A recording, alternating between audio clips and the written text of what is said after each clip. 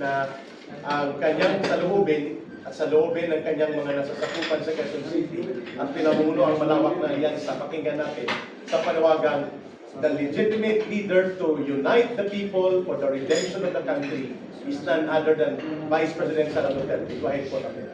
Yes, nakakalungkot, pero nakakapagod din, pero matatalo lang eh.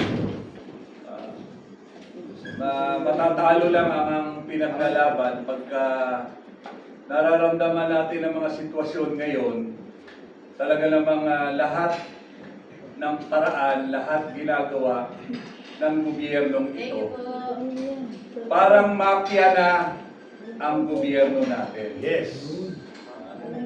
Lahat ginagawa para lang isuppress ang lahat ng hinanaing ng tao. Ginagamit ang lahat ng ahensya ng gobyerno para pagtakpan ang mga pagnanakaw at ang pangwawalang hiya nila sa taong bayan. Ang taong bayan, pagod na, naghahanap ng isang tamang leader. Sabi nga nila, "Tay, paano naman kami? Nakikipaglaban kami, pero yung ipinaglalaban namin, mukhang ayaw naman kaming tindigan."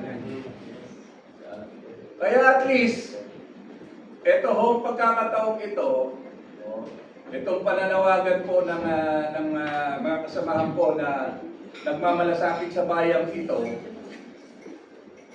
ang pagmamalasakit po sa bayang ito ay kailangan po taong bayan at yung tinatawag nating alternative.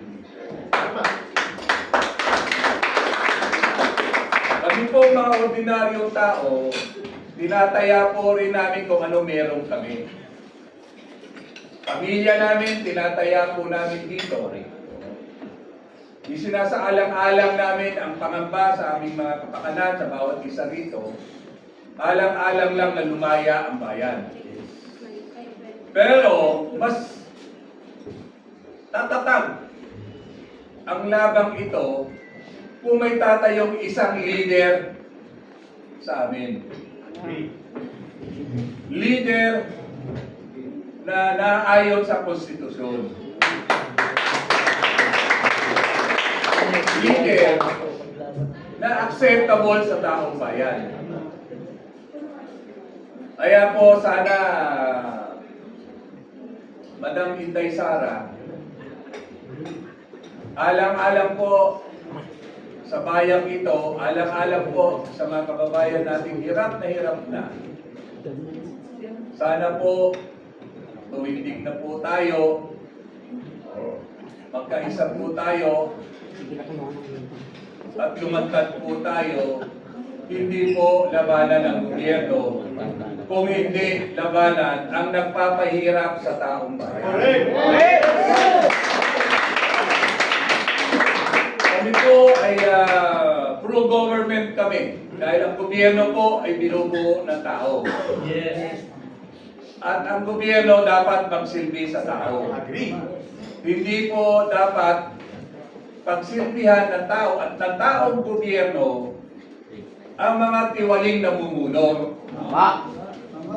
Sa namumuno lang po kami tumatayo sa sumisigaw na tama na, sobra na. Hindi ho sa gobyerno. Dahil alam po namin na buo ang gobyernong ito dahil sa tao. At sana, yun lang po, isasama ho namin sa aming panalangin natin. I think this is the right time na palayain na ang taong bayan. Yes. Na lumaya na ang taong bayan sa kahirapan. At malawakang pagnanakaw sa pera ng bayan. Correct.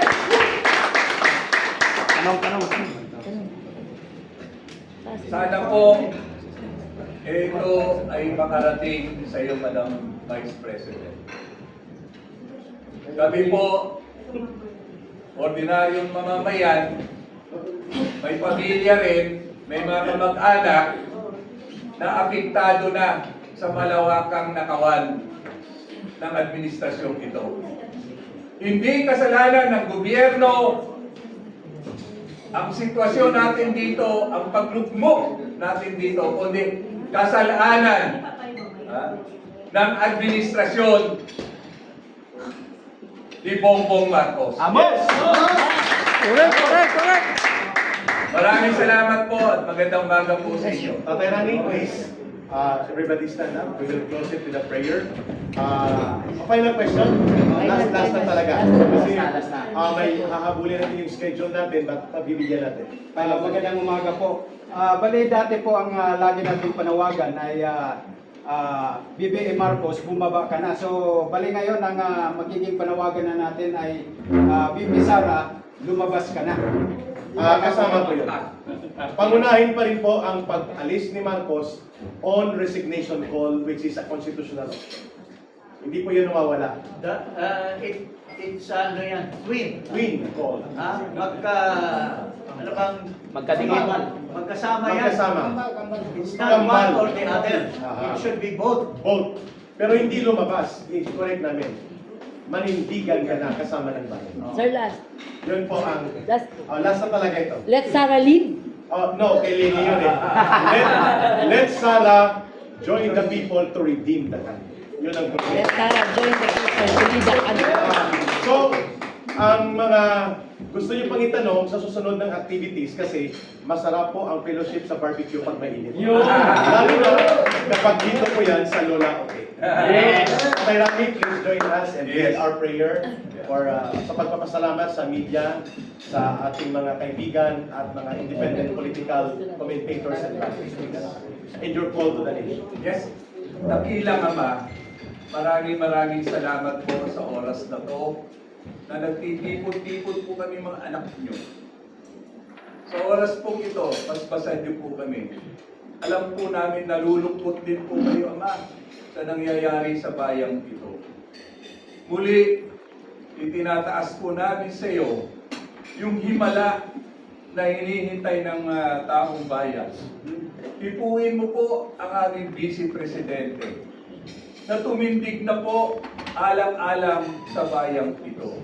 Ipuin niyo rin po si Presidente Bongbong Marcos na maglinaw na po sana ang kanyang kaisipan at kanyang diwa at kanyang puso na sana po maubalik loob na po siya sa iyo, Panginoon, para po maramdaman niya na kayo ang tunay na Panginoon at kayo ang tunay na nagagalak pag ginagampanan niya ang kanyang tungkulin para sa bayan at sa ating mamamayan.